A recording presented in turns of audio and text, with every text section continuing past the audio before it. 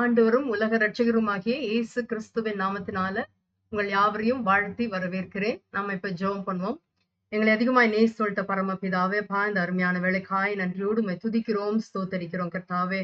அப்பா இது இந்த நேரத்திலும் கர்த்தாவே, அப்பா மறுபடியும் கர்த்தாவே உடைய சமூகத்துல அப்பா இந்த வேத பாடத்தை கர்த்தாவே நாங்கள் படிக்க எங்களுக்கு உதவி செய்திருக்கீங்க. அதற்காக நன்றி செலுத்துகிறோம் கர்த்தாவே. அப்பா இந்த அப்போஸ்தலர் 10ஆம் அதிகாரத்துல நாங்கள் என்ன படிக்க வேணுமோ என் தேவனப்பா எங்களுக்கு விளக்கி காட்டும்படியாய் கூட கெஞ்சுகிறோம். துதிகன மகிமையாம் ஒருவருக்கே செலுத்துகிறோம். இப்ப இயேசு கிறிஸ்துவின் நாமத்தில் வேண்டிக் கொள்கிறோம் பிதாவே, ஆமென். நம்ம எல்லாரும் 9ஆம் அதிகாரம் வரைக்கும் நம்ம இது வரைக்கும் பார்த்திருக்கோம். இன்னைக்கு 10ஆம் அதிகாரத்துக்குள்ள போவோம். இந்த 10ஆம் அதிகாரத்துல 9ஆம் அதிகாரம் வந்து நீங்க டீட்டெயிலா படிச்சீங்கன்னு நான் கேள்விப்பட்டேன். ரொம்ப சந்தோஷம். இப்போ 10ஆவது அதிகாரத்துக்குள்ள போகும்போது இந்த 10ஆம் அதிகாரத்துல என்ன இருக்குது அப்படின்னா, முதலாவது இதுல முதன்மையான நோக்கம் அப்படின்னு சொன்னா ரட்சிப்பும் சுவிசேஷம் யூதர்களுக்கு மட்டும் இல்ல. அப்ப அந்த ரட்சிப்பும் சுவிசேஷமும் புறஜாதியாருக்கு, அதாவது யூதர் அல்லாத அனைவருக்கும் உரியது அப்படின்றத நம்ம பார்க்கலாம் இதுல. அது மட்டும் இல்ல, அந்த புறஜாதியாருக்கு சுவிசேஷத்தின் கதவு இங்க திறக்கப்படுகிறது. இவ்வளவு நாள் புறஜாதியாருக்கு சுவிசேஷம் பிரசங்கிக்கப்படவே இல்லை. ஏன்னா யூதர்களுக்கு மட்டும்தான் சுவிசேஷம் அப்படின்னு சொல்லிட்டு அப்போஸ்தலர் 1ல இருந்து 8ஆம் அதிகாரம் வரைக்கும் உள்ள காரியங்களை நம்ம பார்த்தோம். அது மட்டும் இல்ல, இந்த அதிகாரத்துல யூதர்களின் பாரம்பரியம் அந்த தடைகள் எல்லாம் அகற்றுறாங்க. அதாவது விருத்த சேதனம் பண்ணி இருக்கணும், அவங்கதான் யூதர்கள், இல்லைன்னா அவங்க யூதர்கள் இல்ல அப்படின்னு சொல்லிட்டு ஒரு புறம்பான காரியத்தை மட்டும் அவங்க மையமா வைக்கிறத மாற்றி அது புறஜாதிகளுக்கும் இந்த சுவிசேஷம் போகிறத நம்ம பார்க்கலாம். புறஜாதியார் மீதும் பரிசுத்த ஆவியானவர் இறங்குகிறதை பார்க்கலாம். அவங்களும் ஞானஸ்தானம் எடுக்கிறதையும் இந்த அதிகாரத்துல பார்க்கலாம். 2 விஷயங்களை நம்ம இந்த அதிகாரத்துல நம்ம முதல்ல தெரிஞ்சுட்டு அதுக்கப்புறமா அதிகாரத்துக்குள்ள போகலாம். முதலாவது பரலோக ராஜ்யத்தின் திறவுகோள்கள். அப்ப இந்த பரலோக ராஜ்யத்தின் திறவுகோள்கள் அப்படின்னு சொன்னா, இந்த முக்கியமா இதுல பார்க்கலாம். இதுல அந்த திறவுகோல் முதல்ல நம்ம எங்க இருக்குது அப்படின்னா மத்தேயு 16:19 இருக்குது. அங்க என்ன சொல்லியிருக்குன்னா, அந்த பேதுரு கிட்ட எழுதுறத பார்க்கலாம். பேதுருக்கு தான் அந்த காரியங்கள் வெளிப்படுத்தப்படுகிறது. பரலோக ராஜ்யத்தின் திறவுகோள்களை அளிப்பதாக வாக்குறுதி அளித்திருந்தார் அப்படின்னு அந்த வசனம் சொல்லுது. அப்போ யூதர்களுக்கு மட்டும் இல்ல இந்த திறவுகோள்கள் எல்லாருக்கும் அப்படின்றத பேதுருக்கு அந்த அந்த அதிகாரத்துல வெளிப்படுறத பார்க்கலாம். அது மட்டும் இல்ல, இந்த மார்க் 16:15 எங்கன்னா சுவிசேஷம் எல்லா பக்கமும் பிரசங்கிக்கப்படணும் அப்படின்றது எழுதியிருக்கிறது. அந்த அந்த காரியங்கள் தான் இந்த அப்போஸ்தலர் 2ஆம் அதிகாரத்துல நம்ம பார்க்கிறோம். பெந்தேகோஸ்தே நாளில் பேதுரு பிரசங்கித்தார். நம்ம எல்லாரும் அதை நம்ம முன்னாடியே படிச்சோம். அங்க பிரசங்கிக்கும் போது அங்க எல்லாரும் அபிஷேகம் பெற்றதையும் அதுக்கப்புறம் ஞானஸ்தானம் பெற்றதையும் 3000 5000 ஆச்சு. இந்த மாதிரி காரியங்கள் நடந்ததை நம்ம பார்த்தோம். இங்க அடுத்தது சமாரியர்களுக்கு சுவிசேஷம் அறிவிக்கப்படுது. எங்க அப்போஸ்தலர் 8ஆம் அதிகாரத்துல. அப்ப அங்க பேதுருவும் யோவானும் போய் அங்க ஜெபிச்ச பின்னாடிதான் அவங்களுக்கு அந்த பரிசுத்த ஆவியின் அபிஷேகம் கிடைச்சிச்சுன்னு அப்போஸ்தலர் 8ஆம் அதிகாரத்துல நம்ம பாக்குறோம். அடுத்தது சமாரியர்களுக்கு, அதாவது சமாரியர்களும் பரிசுத்த ஆவியை பெறுறாங்க அப்படின்றது நம்ம ரொம்ப கிளியரா அடுத்தடுத்த அதிகாரத்துல நம்ம பார்த்தோம். அது மட்டும் இல்ல, நம்மளுக்கு எல்லாருக்கும் தெரியும் செசரியால ஆல்ரெடி பிலிப்பு அங்க போயிருந்தார். ஆனாலும் தேவனுடைய திட்டம் பேதுரு மூலமா அங்க சுவிசேஷம் பிரசங்கிக்கப்படணும்னு. அதனாலதான், ஏன்னா பேதுரு ரொம்ப ஒரு பாரம்பரியத்தை ஃபாலோ பண்ணிட்டு இருந்த ஒரு நபர்.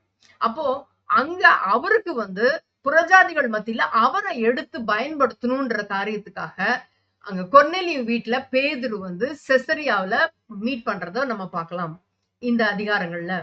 அப்பதான் அங்கதான் ஒரு திறவுகோல், அடுத்த திறவுகோல் இருக்கிறத பார்க்கலாம். பேதுரு உலகளாவிய ஊழியம் செசரியாவுல செய்தாரு. அது அவர் செஞ்சு முடிச்சுட்டு, அதாவது புறஜாதியாருக்கும் சுவிசேஷத்தின் கதவு அதிகாரப்பூர்வமா அங்க திறக்கிறார். ஓப்பனிங் த டோர் அங்க. அப்ப பேதுரு தான் செய்யணும் அப்படின்றத இந்த அப்போஸ்தலர் 10ஆம் அதிகாரத்துல பார்க்கலாம். அந்த திறக்கப்பட்ட கதவு மூலமா பவுல் உலகம் முழுவதும் சுவிசேஷத்தை எடுத்து செல்றத பவுலுடைய கையில அந்த சுவிசேஷம் ஒப்படைக்கப்பட்டதை நம்ம பார்க்கலாம். அடுத்தபடியாக இந்த செசரியா, இதையும் நம்ம கத்துக்கிட்டோம் அப்படின்னா இந்த அதிகாரம் முழுவதுமே ரொம்ப ஈஸியா நம்ம புரிஞ்சுக்கலாம். இந்த செசரியா மரிட்டிமா அப்படின்னு சொல்லியிருக்காங்க இங்கிலீஷ்ல. இந்த செசரியா வந்து இந்த யூதேயா தேச மாகாணத்துல இருந்த அந்த ரோம ஆளுநர், அதாவது ரோமன் கவர்னர் தலைமையிடமும் ரொம்ப முக்கியமான துறைமுக நகரமும் இதுதான் அப்படின்னு எழுதப்பட்டிருக்கிறது. அதுவும் இல்லாம இந்த ஏரோது ராஜாவினால இந்த மத்திய தரை கடலோட தூரத்துல கட்டப்பட்ட இந்த துறைமுக நகரம் தான் அந்த காலத்துல யூதேயாவின் ரோமானிய தலைநகரமாகவும் அது வந்து ஒரு பெரிய வர்த்தக மையமாகவும் இருக்கிறத அது அங்க வந்து செயல்பட்டதையும் நம்ம பார்க்கலாம். அது மட்டும் இல்ல, இந்த செசரியா வந்து முக்கியமா சொல்லணும்னா புறஜாதியாரின் ரட்சிப்பின் தொடக்க புள்ளி அப்படின்னு கூட நம்ம சொல்லலாம். இங்க வந்து என்னன்னா அந்த வேதாகம வரலாற்றிலேயே வந்து ரொம்ப முக்கியமான ஒரு திருப்பு முனையா இந்த கொர்நேலியோடைய மனம் திரும்புதல் இருந்துச்சு. இந்த செசரியால தான், அதாவது ரோமானிய பட்டாளம் சொல்றாங்க, இந்த இது ஃபுல்லாவே இந்த ரோமானிய பட்டாளத்துல சேர்ந்த இந்த கொர்நேலியு வந்து ஒரு 100க்கு அதிபதி செசரியாவில வாழ்ந்து வந்தார். இந்த செசரியாவில அவர் வந்து இருந்தார். இந்த 100க்கு அதிபதியை பத்தி பைபிள்ல ஆல்மோஸ்ட் ஒரு 9-10 இடங்கள்ல குறிப்பிடப்பட்டிருக்கிறது. ஆனா 100க்கு அதிபதி அப்படின்னு தான் இருக்குதே ஒழிய யாருடைய பெயரும் குறிப்பிடப்படல. இந்த ஒரு இடத்துலதான் கொர்நேலியு எனப்பட்ட 100க்கு அதிபதி அப்படின்னு பார்க்கலாம். அந்த பேதுரு வந்து அந்த செசரியாவுக்கு வந்து பிரசங்கிக்கும் போதுதான் அந்த புறஜாதியாரான கொர்நேலியும் அவருடைய குடும்பத்தாரும் பரிசுத்த ஆவியின் அபிஷேகத்தை பெற்று அப்புறமா ஞானஸ்தானமும் பெறத நம்ம பார்க்கலாம்.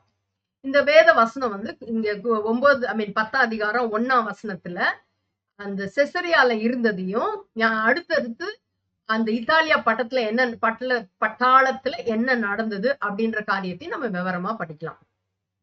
அதுவும் இல்லாம அப்போஸ்தலனாகிய பவுலின் சிறைவாசமும் விசாரணையும் அப்படின்றதும் இந்த அதிகாரங்கள்ல ரொம்ப கிளியரா குறிப்பிடப்பட்டிருக்கு. அப்படின்னா பவுல் வந்து எருசலேம்ல கைது செய்யப்பட்ட பின்னாடி அவரை வந்து பாதுகாப்பா ஒரு பட்டணத்துல வைக்கணும்னா இந்த செசரியால தான் வச்சாங்க. அதாவது ஏரோதின் அரண்மனையில 2 ஆண்டுகள்ல வந்து அவர் சிறையில வைக்கப்பட்டிருந்தார். அதுக்கப்புறமா அந்த ரோமானிய ஆளுநர்கள், அதாவது ஆளுநர்கள் உங்களுக்கு தெரியும் யார் யாருன்னு, நீங்க ரீசெண்டா ஆக்ஸ்ல எக்ஸாம் எழுதுனதுனால பேலிக்ஸும் பெஸ்தோ, அதுவும் இல்லாம அகிரிப்பா ராஜா, இவங்களுடைய முன்னிலையில வந்து பவுல் நின்னு அவங்க அந்த தன்னுடைய விசுவாசத்தை அவர் வந்து சொல்றாரு. எல்லாருக்கும் முன்னாடி அறிவிச்சதும் இந்த வந்து செசரியா இடத்துலதான் பார்க்கலாம். அதுவும் இல்லாம கடைசியா வந்து பவுல் வந்து ராயனுக்கு வந்து அபயமிட்டதை நம்ம படிச்சோம். இந்த செசரியா துறைமுகத்திலிருந்து அவர் கப்பல் ஏறி அதுக்கப்புறமா தான் வந்து ரோமாபுரிக்கு கொண்டு செல்லப்பட்டார். அந்த வேத வசனம் வந்து 12வது வசனத்துல பார்க்கலாம். அப்பொழுது பெஸ்து தன் ஆலோசனைக்காரருடனே, அதாவது 25ஆம் அதிகாரம் 12-13, ஆலோசனைக்காரருடனே ஆலோசித்து, நீ ராயருக்கு அபயமிட்டாயே, ராயரிடத்திற்கே போக கடவா என்று உத்தரவு சொன்னான். சில நாள் சென்ற பின்பு அகிரிப்பா ராஜாவும் பெர்னிக்கேயாலும் பெஸ்துவை கண்டு கொள்ளும்படி செசரியாவுக்கு வந்தார்கள் அப்படின்னு சொல்லிட்டு ஒரு சில குறிப்புகளை இதுல பார்க்கலாம். அடுத்தது வந்து இந்த சுவிசேஷகன் பிலிப்புவின் தலைமையகம். நம்ம முன்னாடியே 8ஆம் அதிகாரத்திலே பார்த்தோம். பிலிப்பு வந்து அந்த அந்த இது எப்படி சொல்றது, அந்த பெலிஸ்தர்களுடைய தேசத்தின் வழியா செசரியாவுக்கு போனதே நம்ம பாக்குறோம். இந்த பிலிப்பு வந்து ஒரு சுவிசேஷகன். நம்ம அந்த 7 பேர் செலக்ட் பண்ணதுல இந்த சேவானோட சேர்ந்து இவரும் வந்து அங்க இருந்ததை பார்க்கலாம். அப்புறமா இவர் வந்து சுவிசேஷம் எல்லா இடத்துலயும் போகணுன்றதுக்காக பிரயாணம் தொடங்கினதையும் பார்த்தோம். சுவிசேஷகன் அப்படின்னு இதுல வந்து பிலிப்புடைய தலைமையகம் அங்கதான் இருக்குது. அந்த எருசலேம்ல எழுந்த அந்த துன்புறுத்தலுக்கு பிறகு, ஏன்னா ஸ்தேவான கல்லெறிஞ்ச பிறகு எல்லாரும் சிதறடிக்கப்பட்டாங்கல்ல, அந்த டைம்ல இருந்து பிலிப்பு வந்து அப்படி பிரயாணம் பண்ணி செசரியாவுக்கு வந்தது நம்ம பார்க்கலாம். இங்கதான் வந்து அவர் குடி புகுந்தார். இங்க பிலிப்பு அது மட்டும் இல்ல, இந்த பிலிப்புவும் தீர்க்க தரிசனம் சொல்ற அவருக்கு 4 கன்னிகைகளாகிய குமாரத்திகள் அந்த செசரியாவில தங்கி வந்து ஊழியம் செய்து வந்தாங்க. பவுல் வந்து தனது மிஷனரி பயணங்கள் போது செசரியாவுக்கு வந்து பிலிப்போட அவருடைய வீட்டிலேயே தங்கி இருந்தாரு அப்படின்னு நம்ம பின்னாடி உள்ள அதிகாரங்கள்ல 21ஆம் அதிகாரம் 8வது வசனத்துல பார்க்கலாம். அதாவது மறுநாளிலே பவுலை சேர்ந்தவளாகிய நாங்கள் புறப்பட்டு செசரியா பட்டணத்துக்கு வந்து 7 பேரில் ஒருவனாகிய பிலிப்பு என்னும் சுவிசேஷகனுடைய வீட்டிலே பிரவேசித்து அவனிடத்தில் தங்கினோம் அப்படின்னு சொல்லிட்டு அப்போஸ்தலர் 21:8 பார்க்கலாம். அது மட்டும் இல்ல, இந்த முதலாம் ஏரோது அகிரிப்பாவின் முடிவு அப்படின்னா அந்த ஆதி திருச்சபைய வந்து ரொம்ப துன்புறுத்தி ஈவன் யாக்கோப கூட வெட்டி கொன்னு அப்புறமா வந்து பேதுருவை சிறையில் அடைத்து சிறையில் அடைத்த இந்த முதலாம் ஏரோது அகிரிப்பா ராஜா தேவனால் அடிக்கப்பட்டு அவர் வந்து இறந்த சம்பவம் இந்த செசரியால தான் நடந்துச்சு. இதனுடைய வேதவசனம் வந்து 12ஆம் அதிகாரம் 21-23 எழுதி இருக்கிறத பார்க்கலாம். அதாவது குறித்த நாள்ல ஏரோது ராஜ வஸ்திரம் தரித்து கொண்டு சிங்காசனத்தின் மேல் உட்கார்ந்து அவர்களுக்கு பிரசங்கம் பண்ணினான். அப்பொழுது ஜனங்கள் இது மனுஷ சத்தம் அல்ல, இது தேவ சத்தம் என்று ஆர்ப்பரித்தார்கள். அவன் தேவனுக்கு மகிமையை செலுத்தாதபடினால் தன்னை உயர்த்தினான். அப்ப தன்னைத்தான் உயர்த்துகிறவன் எவனும் தாழ்த்தப்படுவான். அப்போ அவன் தேவனுடைய மகிமையை செலுத்தாதபடினால் உடனே கர்த்தருடைய தூதன் அவனை அடித்தான். அவன் புழுத்து இறந்தான் அப்படின்னு பார்க்கலாம். அதுவும் இந்த செசரியால நடந்துச்சு. அடுத்தது வந்து ஒவ்வொரு வசனமா இப்ப நம்ம பார்க்க போறோம். இத்தாலியா பட்டாளம் எண்ணப்பட்ட பட்டாளத்திலே 100க்கு அதிபதியாகிய கொர்னேலியு என்னும் பெயர் கொண்ட ஒரு மனுஷன் செசரியா பட்டணத்தில் இருந்தான். பட்டாளம் அப்படின்னா இங்கிலீஷ்ல வந்து கொஹாட் அப்படின்னு சொல்றாங்க. இப்ப இந்த ரோமானிய ராணுவ அமைப்புல வந்து ஒரு பெரிய படை பிரிவு லேகியோன். அதாவது லேகியோன் நம்ம கேள்விப்பட்டிருக்கோம். லேகியோன் பிசாசு, அப்போ 6000 பிசாசுகளை உடையது. இதுக்கு வந்து மெயினா அதுல சொல்லப்படுறது என்னன்னா, அந்த இங்கிலீஷ்ல வந்து LEGION லிஜியான் அப்படின்னு சொல்றாங்க. இது வந்து 6000 அப்படின்றது. இந்த இடத்துல வந்து 6000 போர் வீரர்கள் இருப்பார்கள் அப்படின்னு சொல்லிட்டு இருக்குது. இந்த பெரிய படைப்பிரிவு வந்து 10 பிரிவுகளாக, அதாவது 10 பகுதிகளாக பிரிக்கப்படுறது. அதுலதான் ஒரு பகுதி பட்டாளம் கொஹாட். அந்த 600ல அந்த ஒரு பட்டாளத்துல வந்து பொதுவா 600 போர் வீரர்கள் இருப்பாங்க. அந்த 600 பேரை கொண்ட பட்டாளம் பின்னையும் அதுக்கப்புறமும் வந்து 6 பிரிவுகளாக பிரிக்கப்பட்டு ஒவ்வொரு பிரிவிற்கும் ஒரு 100 வீரர்கள் அங்க இருப்பாங்க. இந்த 100 பேரை தான் வழிநடத்தும் அதிகாரி தான் 100க்கு அதிபதி, செஞ்சுரியன் எண்ணப்பட்டார். அந்த செஞ்சுரியன் தான் கொர்னேலியு. அப்படிப்பட்ட ஒரு அதிகாரி. அப்போ இதுல என்ன பாக்குறோம், பட்டாளம்னா என்னன்னு பாக்குறோம். 6000 போர் வீரர்கள் கொண்டு வந்தத 6 பிரிவுகளா பிரிச்சு அதுக்கப்புறமா அதுல முதலாவது வந்து இந்த பெரிய படைப்பிரிப்பையே வந்து 10 பிரிவு பகுதிகளாக பிரிப்பாங்க. அதுக்கப்புறமா வந்து ஒவ்வொரு இதுலயும் 600 இருக்கிறத 10 பிரிச்சு 100 வீரர்கள் இருப்பாங்க அதுல. அப்போ ஒவ்வொரு இதுலயும் 100 வீரர்களுக்கு ஒரு அதிகாரி அப்படின்னு சொன்னா அவங்கதான் 100க்கு அதிபதி. இந்த இத்தாலியா பட்டாளம் எண்ணப்பட்ட பட்டாளத்திலே 100க்கு அதிபதியாகிய கொர்னேலியு என்னும் பெயர் கொண்ட ஒரு மனுஷன் செசரியா பட்டணத்துல இருந்தான்னு நம்ம வாசித்தோம். இது இத்தாலியா பட்டாளம்னா என்ன, ஏன் செசரியாவை செலக்ட் பண்ணாங்க, 100க்கு அதிபதிய கொர்னேலியோ பத்தி இன்னும் கொஞ்சம் விரிவா பார்க்கலாம். ஏன் இதற்கு இத்தாலியா பட்டாளம் என்று பெயர் வந்தது? ரோம பேரரசு வந்து அவங்க அதாவது வெளியில இருந்து அவங்களை வந்து கேப்சர் பண்ணிட்டு வர, அதாவது வேற நாடுகள்ல இருந்து இருக்கிற குடிமக்களை கொண்டும் வந்து இந்த படைகள் வந்து இருக்கும். ஆனா இத்தாலியா பட்டாளம் அப்படின்னு சொன்னா எப்படி வந்து இந்த யுஏஇல வந்து யுஏஇ தான் சிட்டிசன்ஸ், நம்மலாம் வந்து ரெசிடென்ட்ஸ் தான், சிட்டிசன்ஸ் கிடையாது. சோ அது மாதிரி அந்த இத்தாலியா பட்டாளத்துல என்பது வந்து இத்தாலியா தேசத்தையே பிறப்பிடமாக கொண்ட அந்த ரோம குடியுரிமை பெற்றுக்கணும். அதுவும் இல்லாம அவங்க வந்து தன்னார்வ வீரர்களை கொண்டு, அதாவது வாலண்டியர் ரோமன் சிட்டிசன்ஸ், அவங்க இத்தாலியில இருந்தே உள்ளவங்க தான் இந்த இத்தாலியா பட்டாளத்துல இருக்கிறவங்க. அப்படி உருவாக்கப்பட்டதுதான் ஒரு சிறப்பான வந்து ஒரு படை பிரிவு. அதாவது அவங்க பிறந்திருக்கணும், அந்த தேசத்துல உள்ள குடியுரிமை இருக்கணும் அவங்களுக்கு. அதுவும் இல்லாம அவங்க வந்து ஒரு வாலண்டியர் ரோமன் சிட்டிசன்ஸ் டெல்லியில ஐ மீன் இட்டலியில இருந்து இருக்கணும். அந்த அவங்க அவங்க என்ன பண்ணுவாங்கன்னா, இந்த சிறப்பு படைப்பிரிவு வந்து அவர்கள் நேரடியா பிரதிநிதிகளாகவும் ரொம்ப நம்பகமாகவும் இருந்தாங்க. அதனாலதான் வந்து இத்தாலிய பட்டாளத்துல ஒருவரா கருதப்படுவாங்க. அதுல ஒருத்தர் தான் இந்த கொர்னேலியு. அதுவும் இல்லாம ஏன் செசரியாவுல இருந்தாங்க அப்படின்றது பார்க்கும்போது, இது வந்து ஒரு யூதேயா தேசத்துல, யூதேயா மாகாணத்துல இருந்த ரோம ஆளுநர், அதாவது ரோமன் கவர்னர் தலைமையிடமும் ரொம்ப முக்கியமான ஒரு துறைமுக நகரம் அப்படின்னு சொல்லிட்டு கொஞ்ச நேரத்துக்கு முன்னாடி சொன்னேன்.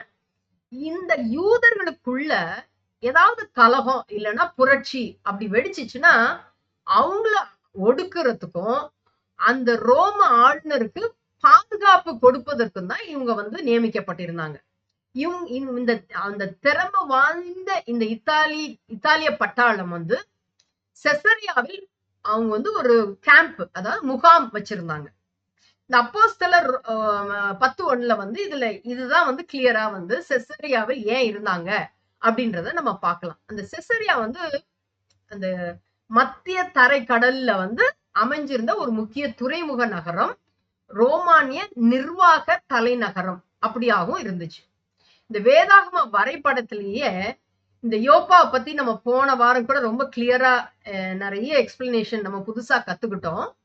இந்த யோப்பாவுக்கும் இந்த செசரியாவுக்கும் வந்து ஒரு 30 மைல் தான். இந்த யோப்பால இருந்து செசரியாவுக்கு வந்து வடக்கே வந்து ஒரு சுமார் 30 மைல் தொலைவுல தான். எருசலேமுக்கு வடமேற்கு ஏறக்குறைய இங்க இருந்து பார்க்க போனா ஒரு 70 மைல் தொலைவில் இருந்தா இந்த செசரியா இருந்தது அப்படின்னு பார்க்கலாம். 2வது வசனம், அவன் தேவ பக்தி உள்ளவனும் தன் வீட்டார் அனைவரோடும் தேவனுக்கு பயந்தவனுமாய் இருந்து ஜனங்களுக்கு மிகுந்த தர்மங்களை செய்து எப்பொழுதும் தேவனை நோக்கி ஜபம் பண்ணி கொண்டிருந்தான்.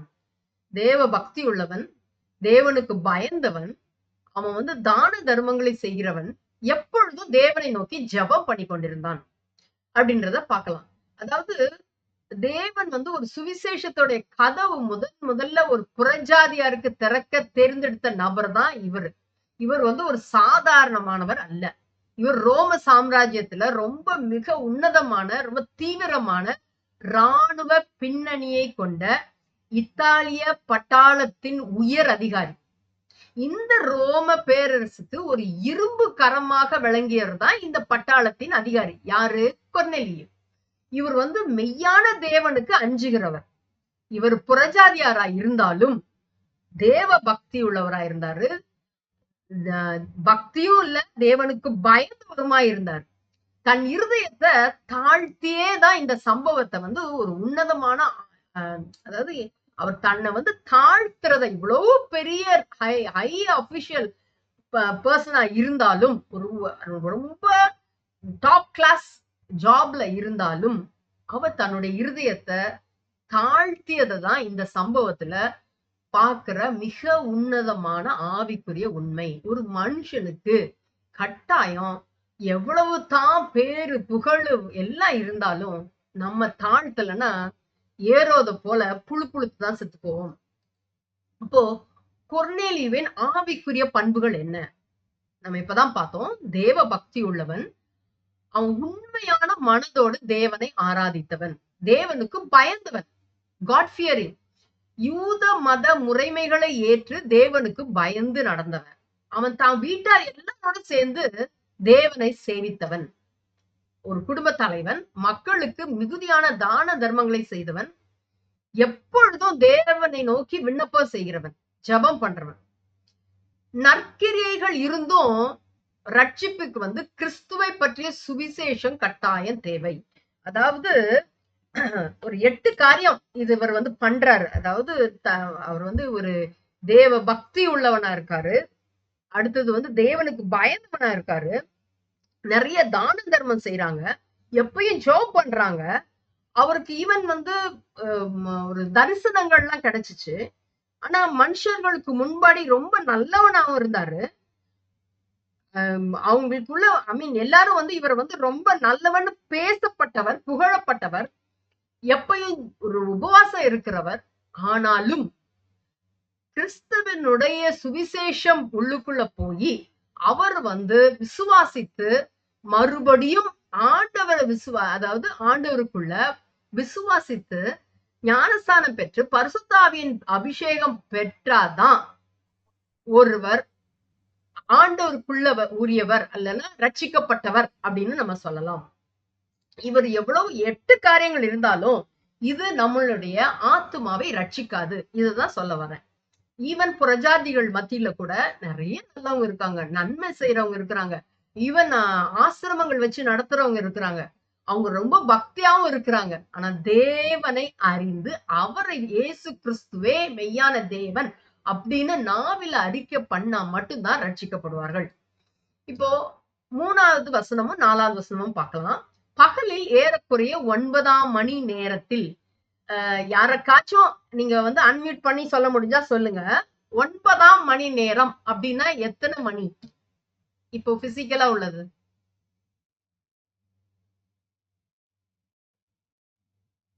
நம்ம ஒரு ஹலோ 12 o'clock. தவறு. 9ஆம் மணி அப்படின்னா 3 o'clock. கரெக்ட். யார் சொன்னீங்கன்னு தெரியல. God bless you. Prabhakaran sir. Praise lord brother. Thank you so much. 9ஆம் மணி அப்படின்னும் போது +6 நம்ம படிச்சோம். மணி பகல் நேரங்களை +6 ஆட் பண்ணி, ஏன்னா அவங்களுடைய கேலண்டர் காலையில 6 மணி to 6 தான், அப்பதான் ஸ்டார்ட் ஆகுது பகல் நேரம். அதனால மிட் நைட்ல இருந்து காலையில வரைக்கும் +6 ஆட் பண்ணணும்னு சொன்னோம். அப்போ இந்த 9ஆம் மணில இருந்து +6 ஆட் பண்ணும்போது மதியானம் 3 மணி. ஓகே, இப்போ 9ஆம் மணி நேரத்திலே தேவனுடைய தூதன் தன்னிடத்தில் வரவும் கொர்நேலியுவே என்று அழைக்கவும் பிரத்யட்சமாய் தரிசனம் கண்டு அவனை உற்று பார்த்து பயந்து, ஆண்டவரே என்ன என்றான். அப்பொழுது அவன், உன் ஜெபங்களும் உன் தர்மங்களும் தேவனுக்கு நினைப்பூட்டுதலாக அவர் சந்நிதியில் எட்டி இருக்கிறது அப்படின்னு சொல்றத அந்த வசனத்துல பார்க்கலாம். அப்போ தரிசனம் உண்டான நேரம் 9ஆம் மணி நேரம். அதாவது அப்போஸ்தலர் 3:1 நம்ம பாக்குறோம். இதே 9ஆம் மணி நேரத்தை இந்த தரிசனம் உண்டான நேரம். யூதர்களின் கணக்குப்படி 9ஆம் மணி நேரம் நம்ம இப்பதான் பார்த்தோம், பகல்ல மதியானம் 3 மணி. இதனுடைய பின்னணி யூதர்களுடைய மாலை கால பலி செலுத்தும் மற்றும் இது ஒரு ஜெப வேளை. அந்த ஜெப வேளையில தான் பேதுரும் யோவானும் தேவாலயத்துக்குள்ள அந்த 9ஆம் மணி நேரத்துல நம்ம போனதை நம்ம 3ஆம் அதிகாரத்துல பார்த்தோம். அப்போ அதுவும் இல்லாம இவர் ஒரு யூதன் அல்லாத ரோம அதிகாரியா இருந்த போதிலும் அவர் யூதர்களின் ஜெப ஒழுங்குகளை கூட மதிச்சு வந்தாராம். தன் வீட்டில விழிப்புடன் ஜெபம் பண்ணிட்டு இருந்தாராம் அந்த 3 மணிக்கு. இதனுடைய ஆவிக்குரிய உண்மை என்ன? ஒரு மத்தியானம் அது நேரம், அதாவது தூக்க நேரம், இல்லைன்னா கனவு காண்ற நேரம், தூங்கிக்கிட்டு. ஆனா அவர் அந்த பட்ட பகல்ல வெளிச்சத்துல விழித்திருக்கும் போதே இந்த தரிசனத்தை பிரத்யட்சமாய், அதாவது பிளைனா அவருக்கு காண்பிக்கப்பட்டது கொர்நேலியுக்கு. அதுவும் இல்லாம இதுல நம்ம பார்க்கலாம் தேவனுடைய தூதனின் வருகையும் கொர்நேலியுவின் பயம். இந்த வசனத்துல வாசிக்கும் போது தேவனுடைய தூதன் பார்த்த உடனே இவருக்கு ரொம்ப பயம் வந்துருச்சு. ஏன்னா பிரகாசமான வஸ்திரம் தரிச்சு ஒரு மகிமையோட அவருக்கு முன்னாடி நிக்கிறத நம்ம பார்க்கலாம். அதுவும் இல்லாம பெயர் சொல்லி அவர் கூப்பிடுறாரு. அந்த தூதன் கொர்நேலியுவே அப்படின்னு நம்மள கூட நம்ம பேரை சொல்லி ஆண்டவர் கூப்பிட்டாருன்னா எவ்வளவு ஒரு பெரிய சந்தோஷமா இருக்கும். அகில உலகத்தையும் படைத்த தேவன் ஒரு புறஜாதியான ராணுவ அதிகாரியின் பெயரை தனிப்பட்ட முறையில அவர் அறிஞ்சு வச்சிருக்காரு. ஒரு உன்னத அன்பு இதுல வெளிப்படுறத நம்ம பார்க்கலாம். மனுஷ பயம், அதாவது ஒரு பரிசுத்தமுள்ள ஒரு தெய்வீக பிரசன்னத்திற்கு முன்பாக ஒரு பாவியான மனுஷன் ஒரு என்ன சொல்றது அடையிற இயல்பான பயம் அவனுக்குள்ள அப்பதான் வந்துச்சு. அவன் தூதனை உற்று பார்த்து நடுக்கத்துடனே ஒரு மரியாதையோட, ஆண்டவரே என்ன அப்படின்னு கேட்டாங்கன்னு பார்க்கலாம். ஒரு நினைப்பூட்டுதலாக அவர் சந்நிதியில் எட்டி இருக்கிறது. ஒரு மெமோரியல் பிஃபோர் காட். என்னன்னா அந்த தேவதூதன் வந்து ஒரு பக்தி விருத்தி அப்படின்னு ரொம்ப இவர் வந்து ரொம்ப தேவ பக்தி உள்ளவன் அப்படின்னு சொல்லிட்டு ஒரு சர்டிபிகேட் வாங்கின மனுஷன். அவனுடைய ஜபம், தர்மங்கள், அதுவும் இல்லாம அவனுடைய தனிப்பட்ட பக்தி, பிறருக்கு செய்த சமூக உதவி, இப்படி எல்லாம் வந்து அவரை வந்து பிரிக்க முடியாத அளவுக்கு தேவனுக்கு முன்பாக கொண்டு போய் நிறுத்திடுச்சு. இது எல்லாம் வந்து நினைப்பூட்டுதலாய் இருந்தது. அப்ப பழைய பாட்டுல பாக்குறோம், தேவாலயத்துல செலுத்தப்படும் பலிகள் வந்து ஒரு நறுமண தூபமா, சுகந்த வாசனையா தேவனுக்கு முன்பாக அது பிரீதியா எழும்புமா. இப்ப புதிய ஏற்பாட்டுல பார்க்கும்போது நம்மளுடைய உதடுகளின் பலியாகிய அந்த ஸ்தோத்திர பலிதான் அது வந்து நம்மளுக்கு ஆண்டவருக்கு முன்பாக ஒரு சுகந்த வாசனையாய் போய் நிற்கும். அப்போ இங்க அதாவது இவருடைய ஒரு ஜபம், அந்த எருசலேம் தேவாலயத்துக்கு போய் பலிகளை செலுத்துறது, அந்த மாதிரி வந்து அவருடைய காரியங்கள் எல்லாம் தேவனை போய் எட்டி இருக்கிறது, அவருடைய சந்நிதியில் வந்து எட்டி இருக்கிறதுன்றத பார்க்கலாம். ஜபம், தர்மம், இது இது வந்து ஒரு மனுஷனுக்கு ரட்சிப்பு தராது. இப்பதான் நம்ம பார்த்தோம். அதுவும் இல்லாம ஒரு முழுமையான சுவிசேஷ வெளிச்சத்தை கொடுக்கும்படிதான் இந்த காரியங்கள் தேவனுடைய சிங்காசனத்தையே அசைச்சது அப்படின்றத பார்க்கலாம். அடுத்தது 5வது வசனம். இப்பொழுது நீ யோப்பா பட்டணத்துக்கு மனுஷரை அனுப்பி பேதுரு என்று மறுபெயர் கொண்ட சீமோனை அழைப்பி.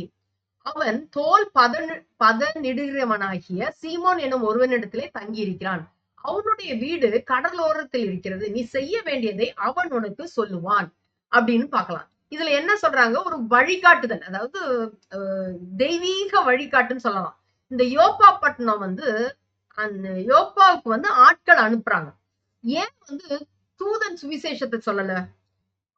வந்து நம்ம எல்லாரையும் அவருடைய ரத்தத்தினால மீட்டு கொண்டு நம்மளைத்தான் அவர் வந்து கருவியா பயன்படுத்துறார், தூதர்களை அல்ல. தூதர்கள் வந்து தூது சொல்லுவாங்க, இல்லைன்னா தட்டி எழுப்பி இங்க போ அங்க போ அப்படின்னு சொல்லுவாங்களே ஒழிய அவர்கள் வந்து சுவிசேஷத்தை பிரசங்கிக்க மாட்டாங்க. அப்போ சுவிசேஷத்தை பிரசங்கிப்பது நம்மளுடைய கடமை. அப்ப இயேசு கிறிஸ்துவை பற்றிய சுவிசேஷத்தை அங்க வந்து கொர்நேலியாவுக்கு நேரடியா வந்து அவங்க வந்து பிரசங்கித்திருக்க முடியும். ஆனா தேவனுடைய திட்டம், தீர்மானம் அது இல்லை. மனுஷர்களுக்கு இல்லைன்னா சபைக்கு தான் இது வந்து கொடுக்கப்பட்டிருக்கிறது. நம்மளுடைய பிரதான நோக்கம் வந்து சுவிசேஷம் அறிவிப்பது. இதனுடைய மைன்யூட் விவரம் பார்க்கணும்னா இவர் வந்து அட்ரஸ் முதற்கொண்டு சொல்லி கொடுக்குறாரு பாருங்க. எங்க போனோம்? யோப்பா பட்டணத்துக்கு. அது எங்க இருக்குது? செசரியால இருந்து தெற்கே வந்து சுமார் 50 கிலோமீட்டர் தூரத்துல உள்ள ஒரு துறைமுக நகரம். யார்கிட்ட போனோம்? பேதுருன்னு சொல்லப்படுகிற மறுபெயர் கொண்ட சீமோன். அங்க எங்க தங்கி இருக்கிறாரு?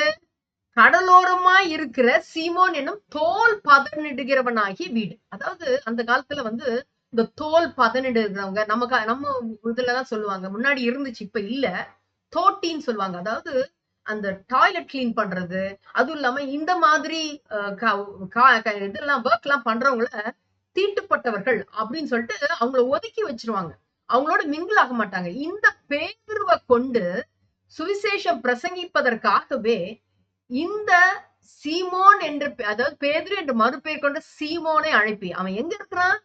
தோல் பதனிடுகிறவனாகிய சீமோன், அதாவது தோல் வேலை செய்யற, அதாவது ஷூ மேக்கர்ஸ் இல்லைன்னா லெதர் வச்சு வேலை செய்யற அந்த தள்ளி வைக்கப்பட்ட புறஜாதியார்கள் இடத்துல இந்த பேதுரு இருக்கிறாரு அப்படின்றத இந்த வசனத்தின் மூலமா நம்ம பார்க்கலாம். அப்போ இதுல வந்து அங்க இருக்கிற பேதுருவை நீ அழைச்சிட்டு வா அப்படின்னு சொல்லிட்டு தூதன் வந்து சொல்றத பார்க்கலாம். அப்போ கொர்நேலியும் வந்து இமீடியட்டா தன்னை தாழ்த்தி கீழ்ப்படிஞ்சு தேவன் இந்த விவரங்களை அவனுக்கு சொல்லும் போது உடனே கீழ்ப்படுகிறத பார்க்கலாம். அந்த தனக்கு கொடுக்கப்பட்ட வெளிச்சத்தின்படி உண்மையா அவர் வந்து கொர்நேலி நடந்துகிட்டனால தேவன் அவனுக்கு முழுமையான ரட்சிப்பின் வெளிச்சத்தை கொடுத்தாரு. அப்போ சின்ன காரியமோ பெரிய காரியமோ உண்மை வேணும், முன்னாடி ஒண்ணு பின்னாடி ஒண்ணு இருக்க கூடாது. அப்போ நல் மனமும் தர்ம குணமும் உடைய எந்த ஒரு மனிதனும் ரட்சிக்கப்பட வேண்டுமானால் அவன் இயேசு கிறிஸ்துவின் சிலுவை மரணம் மற்றும் உயிர்த்தெழுதலின் சுவிசேஷத்தை வந்து கேட்டு விசுவாசிக்கணும். இந்த தரிசனம் நமக்கு எப்படி அவ்வளவு ஸ்ட்ராங்கா இத வந்து காமிக்கிறத நம்ம பார்க்கலாம். அடுத்த வசனம், கொர்நேலியு தன்னுடனே பேசின தேவதூதன் போன பின்பு தன் வீட்டு மனுஷரில் 2 பேரையும் தன்னிடத்தில் சேவிக்கிற போர் சேவகரில் தேவ பக்தியுள்ள ஒருவனையும் அழைத்து, இங்க ஒரு 3 பேரை கூப்பிடுறாரு. எல்லாவற்றையும் அவர்களுக்கு விவரித்து சொல்லி அவர்களை யோப்பா பட்டணத்துக்கு அனுப்பினான். இங்க வந்து பாக்குறோம் உடனடி கீழ்ப்படிதல். இதே உடனடி கீழ்ப்படிதல் யாருக்கு இருந்துச்சு? பிலிப்புக்கு இருந்துச்சு. நம்ம முன்னாடி பார்த்தோம். இந்த கொர்நேலியு வந்து தன்னோடனே பேசின தேவ தூதன் போன உடனே கொஞ்சம் கூட தாமதிக்காம அவருடைய கட்டளையை நிறைவேற்றத்துக்கு தொடங்குறான். ஏன்னா தேவ பக்தி உள்ளவன், தேவனுக்கு பயப்படுகிறவன் இவன். அப்போ அவன் சந்தேகப்படவோ யோசிக்கவோ அல்லது அடுத்த நாளைக்கு வரட்டும், இன்னைக்கு இவ்வளவு நேரம் ஆயிடுச்சே, இன்னைக்கு நாளைக்கு போலாம் அப்படின்னு தள்ளி போடவே இல்லை. அப்போ இதனுடைய ஆவிக்குரிய உண்மை என்ன அப்படின்னா, இப்ப தெய்வீகமா அதாவது ஆவிக்குரிய வெளிப்பாடு நம்மளுக்கு கிடைக்கும் போது உடனடியா நம்ம கீழ்ப்படியணும் அப்படின்றத இந்த கொர்நேலியனுடைய காரியத்துல இருந்து கத்துக்கலாம். தூதுவர்களின் தெரிவு, அதாவது செலக்ஷன் ஆஃப் மெசேஞ்சர்ஸ், இங்க யாரெல்லாம் தெரிஞ்சுக்கிறாங்க அப்படின்னா, யோப்பா பட்டணத்துல அனுப்ப 3 நபர்களை தேர்ந்தெடுக்கிறார்கள். அதாவது தன்னுடைய வீட்டிலேயே இருக்கிற 2 பேரு. இவர்கள் வந்து ஏன் அப்படின்னா, அவனுடைய வீட்டுல எல்லா விவகாரங்களையும் ரொம்ப நம்பிக்கையா, அதாவது அந்த ஹவுஸ் ஹோல்ட் சர்வன்ஸ் வந்து ரொம்ப நம்பிக்கையா நம்பகரமா இருந்த வேலைக்காரர்கள். அடுத்தது வந்து போர் சேவகரில் தேவ பக்தியுள்ள ஒருவன். அந்த கொர்நேலியு வந்து கொர்நேலியுக்கு கீழே பணிபுரிந்த ராணுவ வீரர்களில் அவனை போல தேவ பக்தியுள்ள ஒரு போர் சேவகனை தேர்ந்தெடுத்து, தன்னை போலவே யாரோ இன்னொருத்தர் ஒரு நல்ல பக்தி உள்ள ஒரு போர் சேவகனையும் தேர்ந்தெடுக்கிறார். 3 பேர். அதாவது இதனுடைய பேக்ரவுண்ட் எப்படின்னு பார்க்கும்போது, ஒரு 100க்கு அதிபதி தன்னுடைய அதிகாரத்தை பயன்படுத்தி நீங்க போ அப்படின்னு சொன்னா நிச்சயமா செய்வாங்க. ஆனாலும் அவர் வந்து எந்த ஒரு சாதாரண போர் வீரரையும் கட்டாயப்படுத்தி அனுப்பல. இந்த ஆவிக்குரிய காரியத்துக்கு என்னன்னு பார்க்கலாம் அப்படின்னா, ஒரு தேவ பக்தி உள்ளவனை தேர்ந்தெடுக்கிறாரு. ராணுவ முகாமிற்குள் அவன் அதாவது தேவ பக்தியை பரப்பி இருந்தான் என்பதை உணர்த்துகிறது. அவனும் கொர்நேலியுவை போலவே அவனும் செயல்பட்டிருக்கான். அப்போ அவங்க 2 பேத்துக்கும் ஒரு சேம் வேவ் லென்த் இருந்துக்கு. எல்லாவற்றையும் அவர்களுக்கு விவரித்து சொல்லி, அதாவது ஃபுல் டிஸ்க்ளோஷர், வெளிப்படத்தன்மை, டிரான்ஸ்பரன்சி. எதை செய்தாலும் ஒரு டிரான்ஸ்பரன்சி. இங்க பாருங்க, இவ்வளவு பெரிய ஒரு பட்டாளத்துக்கு அதிபதி, 100க்கு அதிபதி, அவங்களுக்கு வந்து வெறும் கட்டளை மட்டும் கொடுக்கல. என்ன நடந்துச்சு, எனக்கு என்ன தரிசனம் கிடைச்சிச்சு, தேவதூதன் சொன்ன எல்லா காரியங்களையும் விவரித்து சொல்றாரு.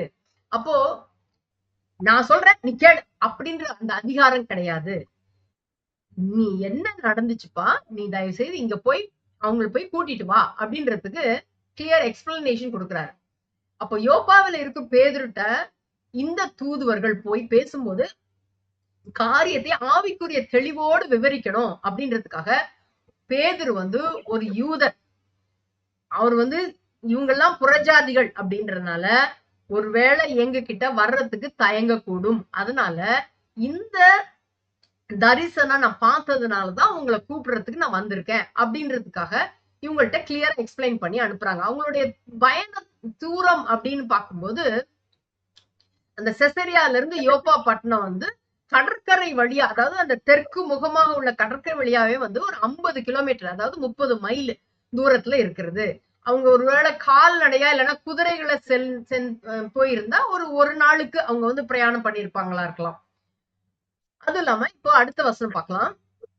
மறுநாளிலே அவர்கள் பிரயாணப்பட்டு அந்த பட்டணத்துக்கு சமீபித்து வருகையில் பேதுரு 6ஆம் மணி நேரத்தில் ஜெபம் பண்ணும்படி மேல் வீட்டில் ஏறினான். 6ஆம் மணி நேரம் போது மதியானம் 12.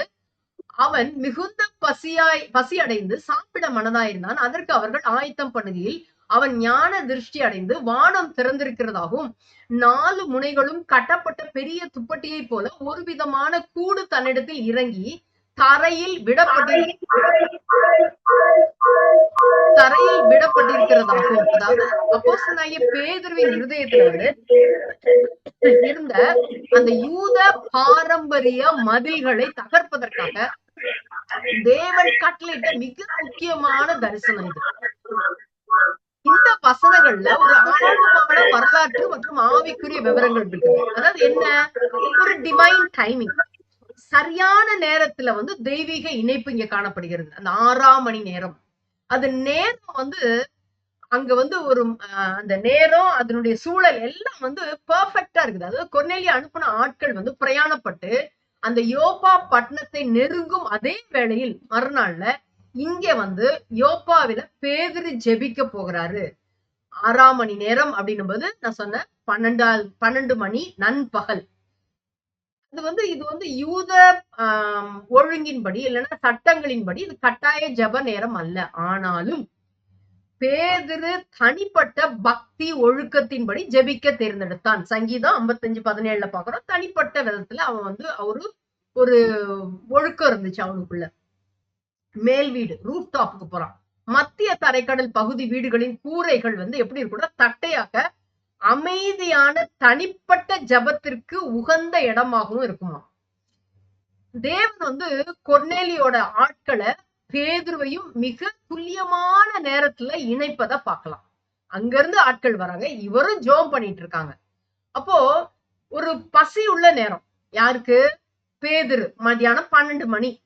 அப்போ இதனுடைய பசிக்கு காரணம், அதாவது இங்க ஒரு அந்த பசியான நேரத்தை வந்து ஏன் அப்படின்னா அடுத்த வசனம் பார்க்கலாம். இத வந்து அடித்து புசி அப்படின்றது அங்க, அதாவது பசியான நேரத்துல, அதாவது நான் இன்னொரு காரியம் கூட சொல்ல விரும்புறேன். நம்ம சமாரிய ஸ்திரீக்கு வந்து அவங்க தாகத்துக்கு தண்ணி தா, ஏன்னா தண்ணி எடுக்க வந்த ஒரு திட்ட தண்ணி தா அப்படின்னு சொல்லி கேட்டு அங்க ஒரு சுவிசேஷம் பிரசங்கிக்கப்படுகிறது. அதே இது பேதுருவ வந்து மீன் பிடிக்கிறவனை வந்து உன்னை வந்து நான் இனி மீன் பிடிக்கிறவன் இல்ல மனுஷனை பிடிங்க, ஏன்னா அவன் வந்து மீன் பிடிக்கிற ஊழியம் செய்துட்டு இருந்தான், ஒரு தொழில் செய்துட்டு இருந்தான். இப்ப இங்க வந்து பசி நேரம், மதியான பசி நேரத்துல ஒரு தரிசனம் என்ன, அங்க இருக்கிற எல்லா மிருகங்களையும் இருக்கிறத அந்த 4 முனைகள்ல ஒரு கட்டப்பட்ட ஒரு பெரிய துப்பட்டி, அதுக்குள்ள வந்து அந்த விதவிதமான மிருகங்கள் இருக்கிறத நம்ம பார்க்கலாம். அப்போ யாருக்கு எப்படி எக்ஸாம்பிள் சொல்லி பிரசங்கிக்கணும்ன்றத இந்த காரியத்துல இருந்து நம்ம பார்க்கலாம். ஒரு டிவைன் விஷன். அப்ப மனித பசியும் தெய்வீக நோக்கமும் அப்படின்னு நம்ம பார்க்கலாம். அதாவது human hunger and divine vision. மிகுந்த பசி 12 மணிக்கு நிச்சயமா நல்ல பசி இருக்கதான் செய்யும். ஆனா அந்த ஞான திருஷ்டி டிரான்ஸ், அதாவது பேதுரு வந்து இந்த மாம்ச பசியை தேவன் ஒரு ஆன்மீக பாடத்தை, தெய்வீக பாடத்தை, ஆவிக்குரிய பாடத்தை கற்றுக் கொடுக்க பயன்படுத்தி கொண்டார். அவர் வந்து அவர் சுற்றியுள்ள உலகத்தை எல்லாம் மறந்து முற்றிலுமா, அதாவது அந்த டிரான்ஸ் சொல்லுவாங்க, அவங்க இருப்பாங்க, அந்த மூச்செல்லாம் விடுவாங்க, ஆனா அவர்களுடைய ஆத்மா வந்து அப்படியே மேல போகிறத நான் ஒரு ஒரு ஒரு எப்படி சொல்றது, ஒரு சபையில இந்த காரியங்கள் ஈவன் 2 நாள் 3 நாள் வரைக்கும் தண்ணி எதுவுமே அந்த இடத்த விட்டே நகராம அவங்க ஆவியில அப்படியே போயிட்டு திரும்ப வந்து 3 நாள் கழிச்சு இறங்கி வர்றத நான் கேள்விப்பட்டிருக்கேன், நான் போன ஒரு சபையில. அப்போ இந்த மாதிரி ஒரு, அதாவது பகல் 12 மணிக்கு இப்படி ஒரு காரியம் நடக்குது. அப்ப இந்த தரிசனத்தோட விவரம் அப்படின்னு பார்க்கும்போது இதுல 4 முனைகள் கட்டப்பட்ட பெரிய துப்பட்டி. அப்ப பேதுரு கண்ட அந்த தரிசனத்தின் ஆழமான அடையாளங்கன்னா வானம் திறக்குது ஒண்ணு. இந்த வெளிப்பாடு வந்து மனுஷ சிந்தனையினால உண்டானது அல்ல, அவர் பரலோகத்திலிருந்து நேரடியாக அவருக்கு கொடுக்கப்படுகிறது. அவருக்கு முன்னாடி வந்து ஒரு பெரிய ஷீட் ஓபன் ஆகுது, அதாவது பெரிய துப்பட்டி.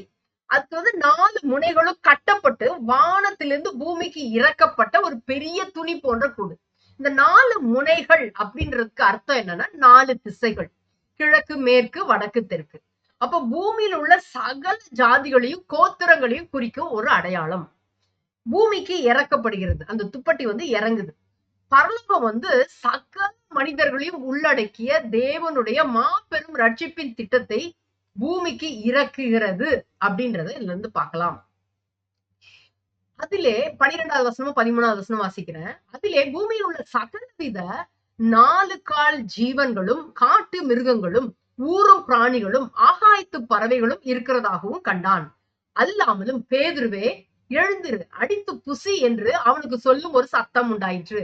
அந்த 12-13 இந்த வசனங்கள்ல ஒரு ஒட்டு மொத்த திருச்சபையினுடைய வரலாற்று, அதாவது மிக ஆழமான ஒரு தத்துவ வார்த்தை, அதுவும் இல்லாம ஒரு ஆவிக்குரிய ஒரு போராட்டத்தை உருவாக்கும் ஒரு திருப்பு முனை. ஏன்னா இதெல்லாம் புசிக்க கூடாது, இதெல்லாம் புசிக்கலாம் அப்படின்னு சொல்லிட்டு லேவியர் ஆகமத்துல எல்லாம் இருக்கிறத நம்ம பார்க்கலாம்.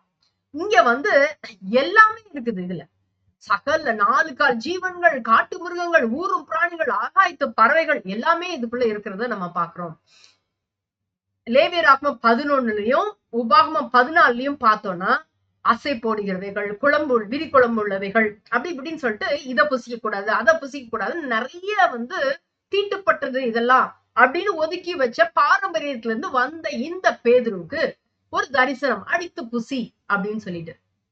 அப்போ இந்த கடுமையான விதத்தை வந்து மாற்றணும். அதாவது தடுப்பு சுவர், யூதர்களுக்கும் புறஜாதிகளுக்கு இருக்க தடுப்பு சுவரை விளக்கிறதுக்கு தான் இயேசு கிறிஸ்து சிலுவையில அவர் ரத்தம் சிந்தினார். இப்போ இந்த பிரிக்கப்பட்ட விலங்குகள், இந்த யூத சட்டத்தின்படி இந்த விலங்குகள் வந்து சுத்தமானவை, புசிக்கத்தக்கவை. அதாவது புசிக்கத்தக்கவை என்னது? ஆடு, மாடு, ஓகே. ஆனா தீட்டானவை அப்படின்னும் போது பன்றி, ஊரும் பிராணிகள், இப்படி ஒரு சில பறவைகள், இந்த ராஜாளி, எலி அந்த மாதிரி எல்லாம் வந்து பிரிக்கப்பட்டது. இங்க வந்து ஒரு கலப்படமா இருக்குது. பேதுரு அந்த தரிசனத்துல இந்த பெரிய துப்பட்டியில அவ்வளவு ஒண்ணு கலந்துருக்குது. இப்ப யூத பாரம்பரியத்தின்படி ஒரு சுத்தமான விலங்கு ஒன்று தீட்டான விலங்கோடு தொட்டு கொண்டாலே அது வந்து ரொம்ப பெருசா தீட்டாயிடும். அந்த தீட்டு கழிக்கிறதுக்குரிய முறைமைகளை அவங்க ஃபாலோ பண்ணணும். இதுல வந்து எல்லாமே ஒட்டுமொத்தமா இருக்குது. இதுல வந்து கட்டளைறது என்ன? எழுந்து அடித்து புசி அப்படின்னு சொல்றாங்க. அப்ப பேதுரு வந்து மிகுந்த ரொம்ப பசியோட இருக்காரு. இப்படி ஒரு விஷனை பாக்குறாங்க. பேதுருவே எழுந்துரு, அடித்து புசி, அடித்து புசி அப்படின்னு சொல்லிட்டு ஒரு சத்தம் வருது. அப்போ இது வந்து ஒரு சாதாரண அழைப்பு அல்ல, ஒரு நேரடி கட்டளை அவருக்கு கிடைக்கிறது. என்னன்னா இதுல ஒரு சவால். தேவன் வந்து பேதுருவை வந்து பாவம் செய்ய தூண்டல. இப்ப நீ வந்து தீட்டானதெல்லாம் சாப்பிட்டு நீ வந்து பாவம் செய்ய அப்படின்றதுக்கு செய்யல. ஆனாலும் பல நூற்றாண்டுகளாக அவனுடைய ரத்தத்திலோ அல்லனா சிந்தனையிலோ ஊறி இருந்த சடங்காச்சார யூத மத மதில்களை உடைப்பதற்காகவே இந்த அதிர்ச்சியூட்டும் கட்டளை தேவன் அவனுக்கு பிறப்பித்ததை பார்க்கலாம். இதுல உள்ள தியாலஜிக்கல் ஃப்ரேம் ஒர்க், அதாவது ஆழமான இதனுடைய பின்னணி என்னன்னா, 2 முக்கியமான ஆவிக்குரிய உண்மைகள் இருக்குது. அதாவது சடங்கு முறைகளின் முடிவு. அதை எப்படி சொல்லலாம்னா, செசேஷன் ஆஃப் செரிமோனியல் லா 1. 2வது கிளென்சிங் ஆஃப் தி ஜென்டைல்ஸ். 2 காரியங்கள் நடக்குது. இப்ப நான் இப்பதான் சொன்னபடி பண்பாட்டு உணவு அந்த சட்டங்கள் இஸ்ரவேலர்களை மற்ற புறஜாதிகளிடம் வந்து பிரித்து காட்டுவதற்காக அது தற்காலிகமாக தான் ஏற்பட்டது. ஆனா இயேசு கிறிஸ்து சிலுவையில பலியாகி, கொலோசியர் 2:14 முதல் 17 அந்த வசனத்தை வாசிக்கலாம். அங்க எல்லாத்தையும் துறைத்தனங்களையும் அதிகாரியும் அவர் உரிந்து கொண்டு இந்த காரியங்களை, இந்த சடங்காச்சாரங்களை எல்லாம் அவர் வந்து கம்ப்ளீட்டா அந்த இடத்துல தகர்க்கப்படுறத நம்ம பார்க்கலாம். அதுவும் இல்லாம ஒரு துப்பட்டையில் இருந்த தீட்டான விலங்கு, யூதர்கள் வந்து தீட்டானவர்கள் அல்லனா சிலவங்க வந்து ஈவன் அத நாய்கள் அப்படின்னு கூட ஒதுக்கப்பட்ட புறஜாதிகளை சொல்லுவாங்களாம். அப்போ அந்த இடத்துல வந்து அடித்து புசி அப்படின்னு சொல்றத இந்த வசனத்தின் மூலமா நம்ம பார்க்கலாம்.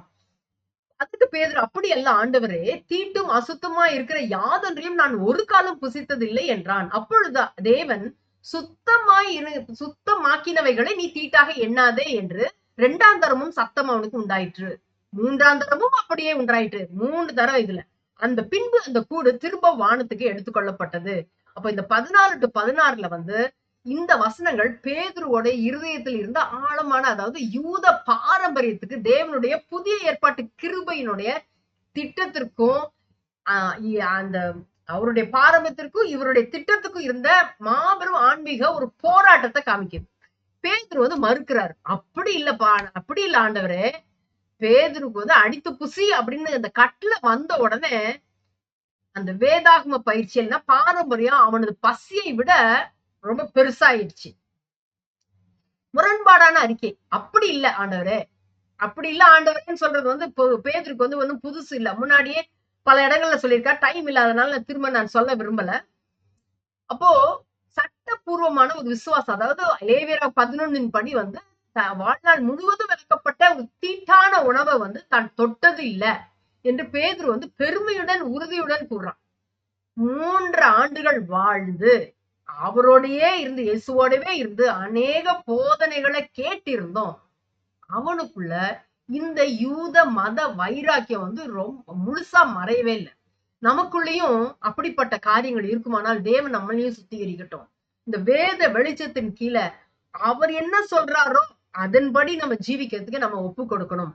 அப்ப அடுத்தது வந்து மார்க் 7:19 அவருடைய பின்பணி, இயேசு வந்து பூமியில இருந்த போதே வயிற்றுக்குள்ளே போகிறது வந்து மனுஷனை தீட்டுப்படுத்தாது, அது போஜன பதார்த்தங்களை சுத்தமாக்குகிறது. அது மாதிரி வயிற்றுல, அதாவது நம்மளுடைய நாவில இருந்து பிறகு, அதாவது வாயிலிருந்து பிறப்படுகிறது தான் வந்து தீட்டுப்படுத்தும் அப்படின்றத விளக்குறதையும் பாக்குறோம். அடுத்தது வந்து தேவன் வந்து மாக்கினவைகளை நீ தீட்டாக எண்ணாதே அப்படின்றது இதுல பாக்கலாம். பேதுரு வந்து மறுப்பு சொல்றாரு. பரலோகத்திலிருந்து வந்த பதில் என்னன்னா, இந்த புதிய ஏற்பாட்டு திருச்சபையின் அடிப்படை அஸ்திபாரமாக மாறப்போகும் ஒரு பெரும் பிரகடனம். இதுல வந்து ஒரு சுத்திகரிப்பின் அதிகாரம் கூட நம்ம சொல்லலாம். தேவன் எதை சுத்தமாக்கினாரோ அதை தீட்டு என்று சொல்ல மனிதனுக்கு எந்த அதிகாரமும் இல்லை. இயேசுனுடைய சிலுவை மரணத்தோடைய பலன் என்ன அப்படின்னு பார்த்தா, இயேசு கிறிஸ்து வந்து சிலுவையில சிந்தின ரத்தத்தினால பழைய ஏற்பாட்டு சடங்குகள் எல்லாவற்றையும், தடைகள் எல்லாம் உடைக்கிறாரு. உண்மையான பொருள் அப்படின்னு சொன்னா வெறும் உணவுப் பொருட்களை பற்றியது மட்டும் இல்லை, இது மனுஷர்களை பற்றியது, நம்ம வாயிலிருந்து புறப்படுகிற வார்த்தைகளை பற்றுகிறது. இப்போ 3 முறை அப்படிங்க வந்து சொல்றாரு. இந்த ஸ்லைடோட நான் முடிக்கிறேன்.